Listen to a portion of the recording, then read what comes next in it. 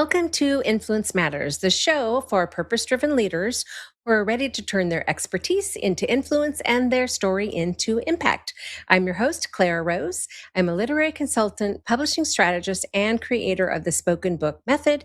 And today I have a special guest just for you. So let me tell you about my guest. Her name is Stephanie Warlick, and she is the founder and CEO of 5 Foot View Consulting. She leads a collective of 40 plus credentialed executives serving founder led SMBs, global enterprises, nonprofits, government contractors, and the such.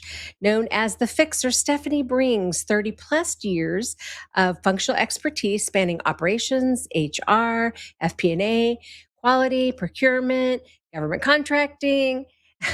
You name it, she's it, backed by her PMP, SPHR, and CPAAC.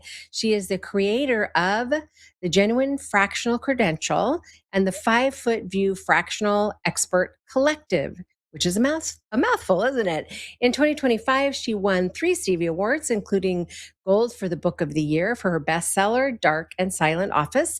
She's also the author of the children's book, Squirrels Bowling on the Roof. Please help me welcome to the show, Stephanie Warlick. Are you with me, Stephanie? Hi, how are you? Welcome. Wow, Thanks, I'm thanks good. for having Thank me. you so much for you taking time out of your clearly crazy busy schedule, no doubt, to be here and share with my audience. I read your bio, but tell us what it is you really do in this world. I serve small businesses every day, and I serve them either in a as solopreneurs or founder-led small businesses, helping them bring executives and executive support to their teams so that they can grow and scale, really just relieve all those burdens that small business owners carry. Which of course I love because I've been a small business owner for 43 years. So I've worn all the hats. I've done all the things. Right. My camera just fell. That's so funny. Hold on.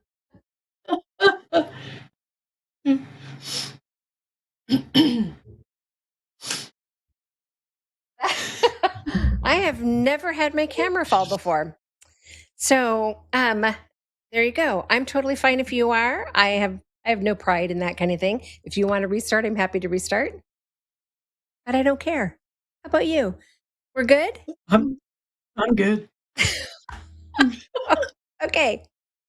How about you, Joseph? Are we good? Should we keep going?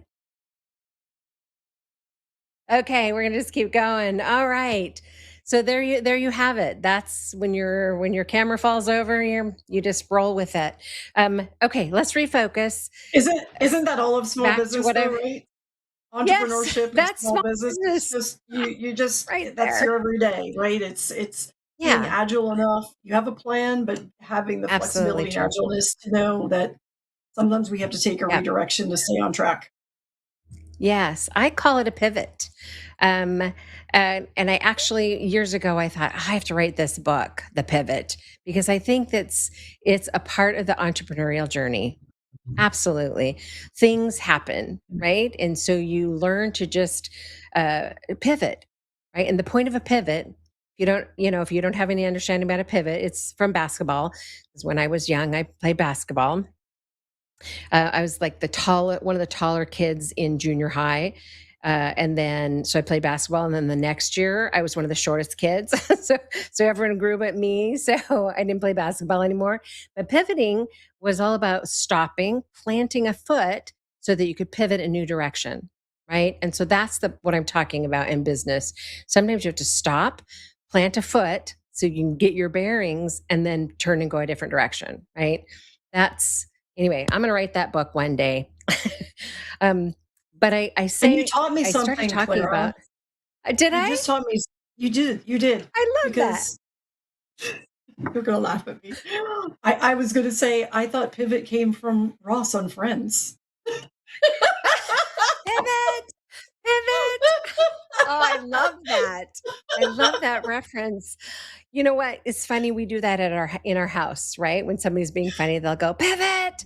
we of course are that generation that our kids grew That's up right. watching, Ross and Right. Rachel. So that's so funny. I love that. I knew I liked you. No, it's a basketball term, right? That at least that's where it was for me. I learned it, Girl, in I'm junior kidding high. you. I am old. I know where Pivot is from. Any of my You're not old. 49ers came from Ross. We did watch that, yes, for sure. So, anyway, we're probably the same kind of old, I'm sure. I love that. Okay, let's refocus. We're supposed to be doing something here. Refocus. Okay, so let's talk about how you work with entrepreneurs, because obviously, that's your audience, that's who you serve, but you serve them in a very different way. Now, I understand fractional work because I myself have done fractional work, only in that I have worked for myself, but for other companies doing specific things. For instance, I did a fractional project for a large nonprofit because they were publishing a book series and they had no idea how to make that happen. They didn't want to hire some full-time executive to manage that long term, which is very expensive to bring somebody in-house, but they needed expertise they didn't own, right? They didn't have. So they brought me in fractionally. I worked for them for like 10 or 11 months on this project, and then it was done, right? That is fractional work from an executive side. But talk about fractional work for my viewers from the inside, because that's likely who is watching this. What does that mean inside the organization? Yeah, so it's really about serving the founder and helping them, again, relieve the burdens. So I reference founder led organizations because that's really who I like to serve. And if you can imagine the founder, as you alluded to, sometimes they're doing the books, sometimes they're doing business development and proposals, sometimes they're actually executing the work. You get to a point as the company grows that they cannot afford that executive, that person that's been a few steps further down the line than they have in terms of scaling that business, and they don't have anybody on their team that they can count on. They have a great team, but they're inexperienced. They're green. They're who they could afford. They haven't been to that next level. And so they're just saying, I just need someone to get something off my plate that is, it's not the task stuff. It's the stuff that I need to take right now that nobody else can do. Who can I pass it to that I don't have to double check, that I know has the skills and abilities, and maybe it knows more than I do? It's really about taking the company to the next level and recognizing that the skill set that exists within the company is not going to get us to the next level. Mm, that's so true. And if you've been an entrepreneur for any length of time, especially if you've been a ground up person, which we've always been ground up people in all the companies we've owned over the years, we've started from ideation to like, oh, here's a great idea, and boom, we've started another business, right? So if you've ever been that person in that ground up part, that foundational stuff, you run into those pieces, right? The first time you run into a specific challenge, you're like, okay, this is not in my skill set. Where do we find someone to help us with that? And it's either hiring an agency or hiring somebody fractionally. I just don't think that people and have heard the term fractional enough to understand that that's an option, right? Yeah. Is this like a newer terminology, do you think, for people? It's been it's been growing in a growing trend over the last couple of years. There's about, in the last statistic was in 2024, there were 110,000 people calling themselves fractionals, and it's been growing with Okay. all of the senior layoffs and executive layoffs that have been happening over the last few years. It is expected to be a billion-dollar industry by 2035. Okay. Again, you've got Which, executives. I'm sorry. I just say, You've which got is right exec around the corner. Absolutely. You've got executives that are tired of the corporate, you know what, and just don't want to deal with that anymore. But they're Hmm. not done working and they have brilliance that they want to share. And then you've also got companies that are laying people off and greening many positions, yet they still need the experience because They have to continue to grow.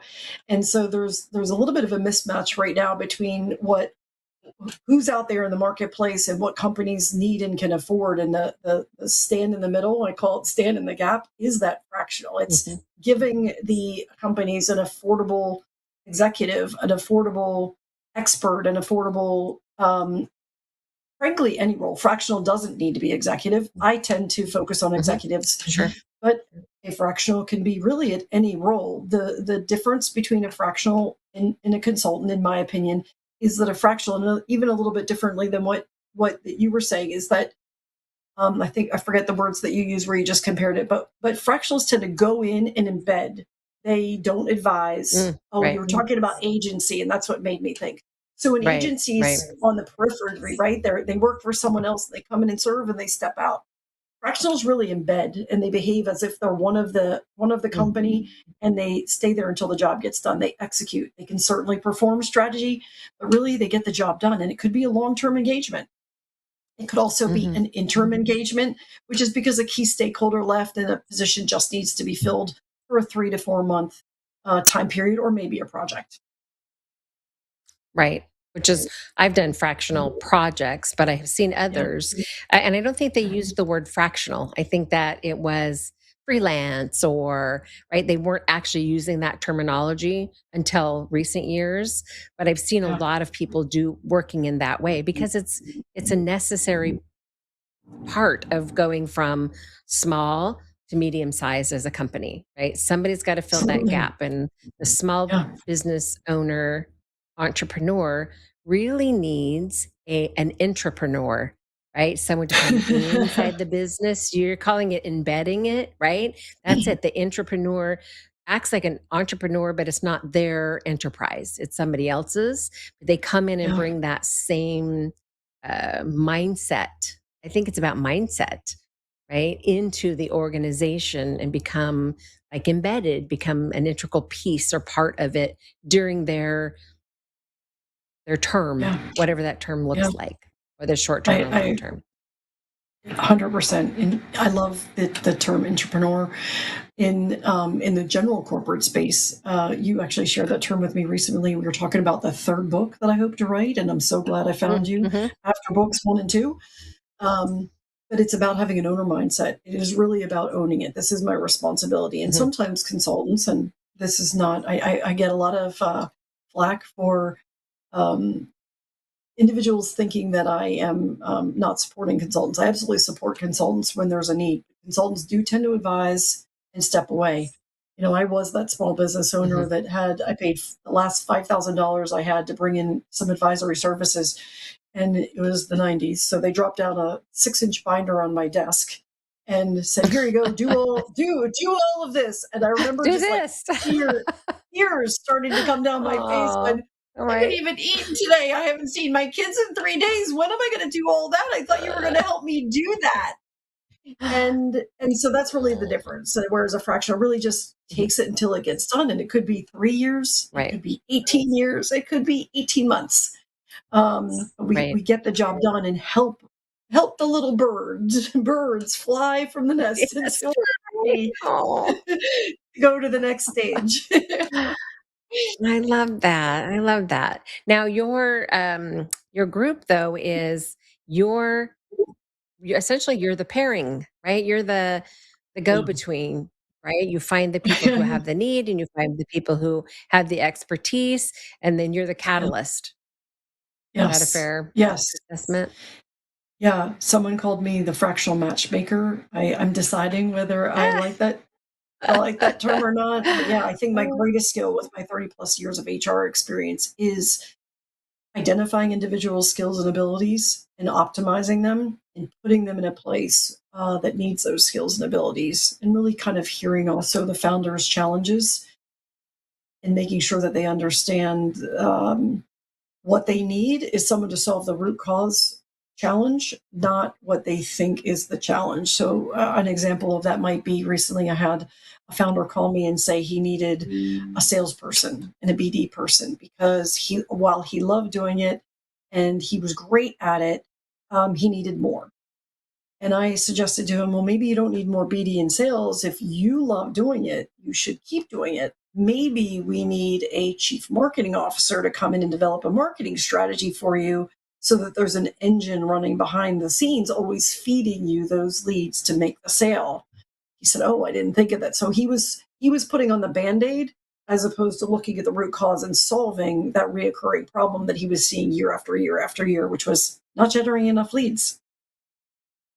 Right, because that's acquisition's always the hardest part. But when you're stuck in that, I think this is why you're good at that, right? Here's why you're the fractional matchmaker, which made me think of something totally different. So you may not want to go that right. I'm thinking, do you want to be a matchmaker? I But don't know. you have the benefit of having been on both sides, right? You've been in corporate, right? But you've also been a business owner. And so you have both perspectives. And so often I think a business owner doesn't have the other perspective, right? And so you need somebody who can see both sides of that particular coin, like you did with Yeah. that particular person. It's like, okay, keep doing what you love to do, right? Find somebody for this support piece. And I don't think that they Yes. always think that way. So I think that's the value of your consulting practice, right? If you Yeah. say, "Hey, you're a reframer. Have you thought of it in this Yes. way?" And then Yes. once you're clear on what they need, they're clear on what they need, then you go about helping them find that person. Yes. I think 100%. that's brilliant.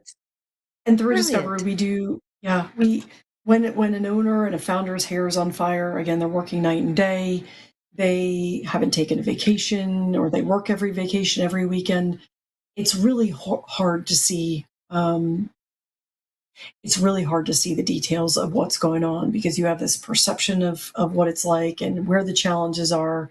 And so the great thing about a fractional that has this deep experience is that they typically have been there and done that and can see things very clearly. It's like I've often said, it's the same circus, different city, and you can Right? you can help the Mhm, owner see things just a little bit more clearly with an objective perspective. And so that's not just even and not it's all circumstances within their organization, their accountability and their delegation of responsibilities, and really helping them see where they serve the company best and are the greatest needle mm. movement activities that they can perform, and what should be delegated to other people within the team.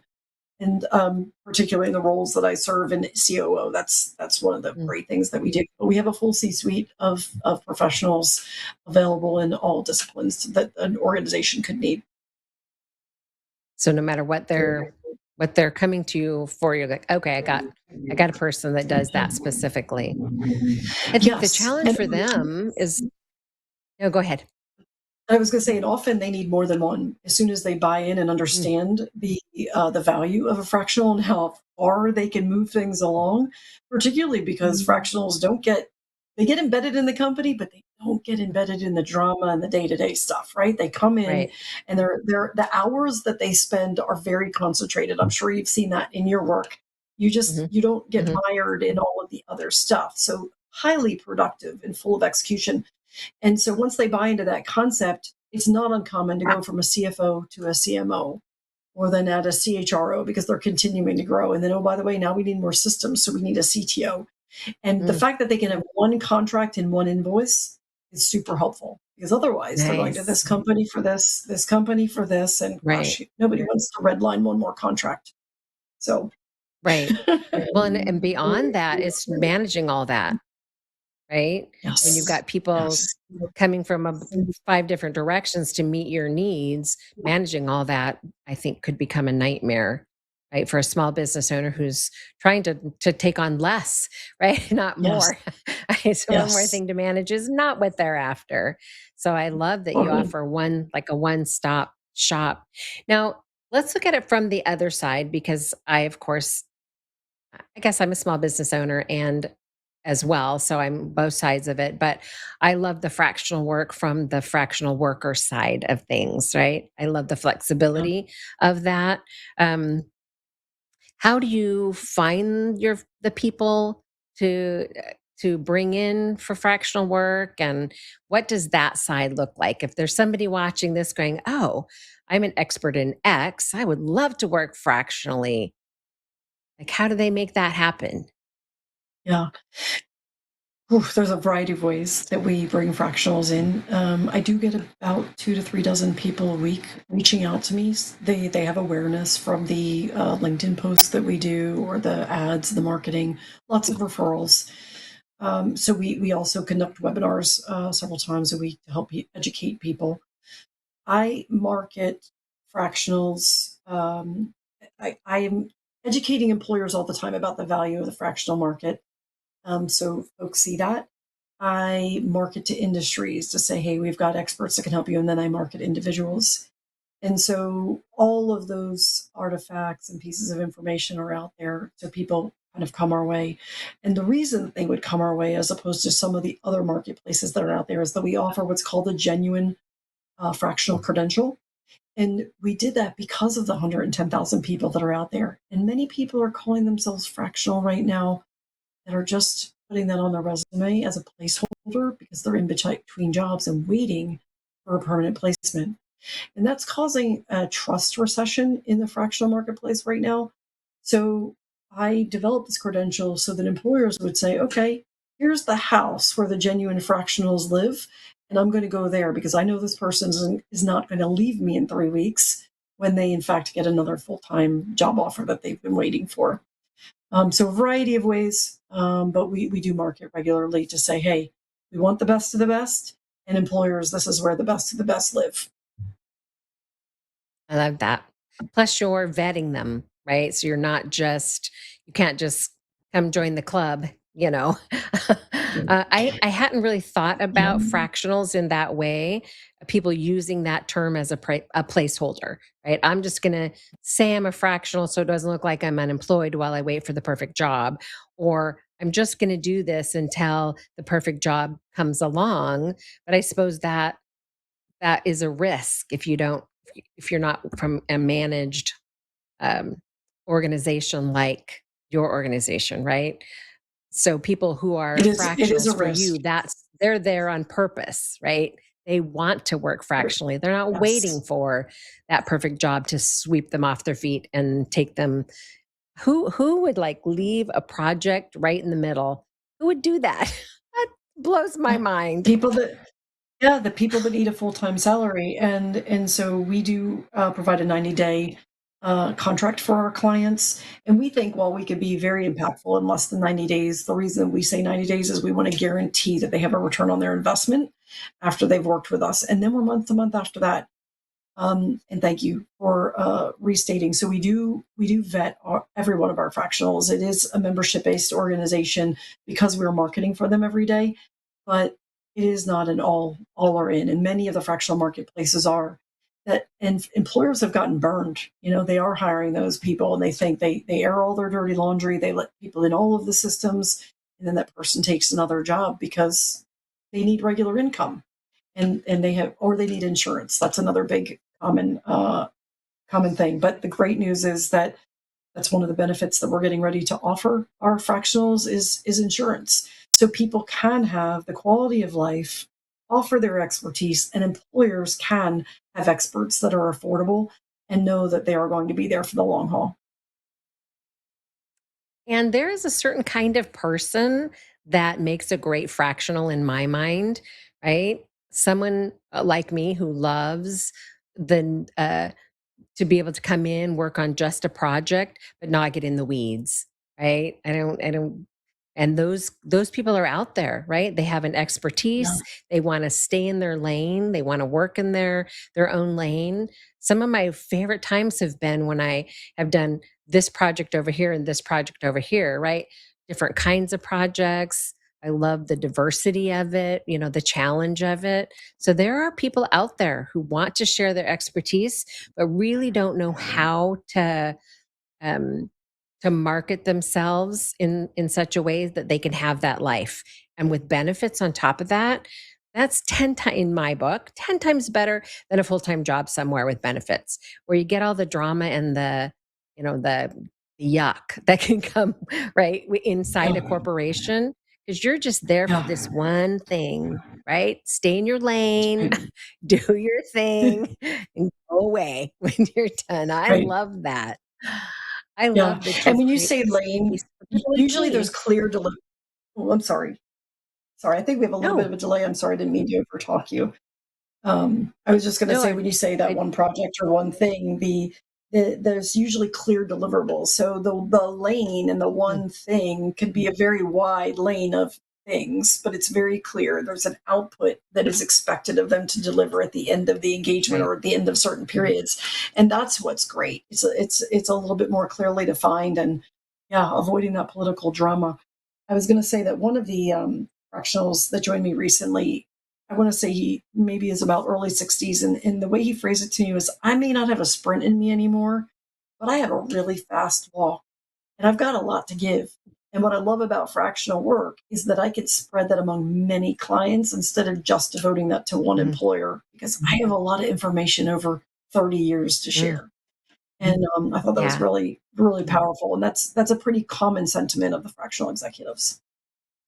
Yeah, I would agree with that. I think I feel the same way, right? I'm in my 60s too, so I connect with that. Like, yeah, I have a lot of expertise, and I'd prefer to just do the stuff that I love, right? The older you get, the more I want to do the stuff I love, and I don't want to do the stuff that I don't want to that I don't like, right? And you can't make me, right? That's the perfect. I'm the perfect fractional, right? So there you have it. If you're like me, you need to hook up with Stephanie and just become a fractional, because that's the way we roll. I love that. Yeah. Okay, we are just And about I out of time, Stephanie, but how can people connect with you for either side, right? If you're a fractional wanting to work, or if you're an executive in need, how can they connect with you to get your services? The best way is to go to my website, 5footview.com. It's the number 5, FTVIEW. And we have our offerings there to join our membership, as well as case studies and information for our clients to really see the breadth of expertise that our team has. So I'd love anyone to reach out that we could help. My passion, and I know that you help people as a publisher that have passions and have a, what is the way you phrase it? Passion driven, Oh, your purpose editorial work? driven, right? Purpose Yeah, driven. So purpose driven my work. pur- yeah, my purpose is to take all the wisdom that I have over the years as a small business owner or a franchise owner, worked in nonprofits and enterprise and big and large or enterprise, all those different things, and bring that back to small businesses to help them grow and scale. And gosh, I love that. I love I that. mean, I just, if I I could love help that. people save all the bumps and bruises that I did from the years, um, that's what our fractional team does. That's I love that. I love that. We're out of time, but thank you, Stephanie, so much for being here. I so much appreciate you coming on the show and sharing your expertise with us. All right, Thank you. guys, there you have it. Another amazing expert doing something unique and interesting in the world that I thought you might be interested in hearing about, and wanted to bring her to you. If you are one of those people on either side of that coin, reach out to Stephanie. I don't think that you'll be disappointed that you did. We're out of time, but I want to thank you for joining me today on Influence Matters. Once again, don't forget to like, subscribe, share, blah, blah, blah, all the things. And of course, if you have a book idea that will not leave you alone, whether you want to write it yourself or you want someone to help you write it, I would love to be a part of your journey.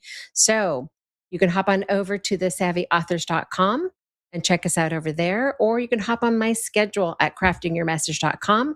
Grab yourself a 30-minute book strategy session, and we will talk about your project and how I can help you get it out to the world. Until next time, my friend, keep crafting your message for the world. See you next week.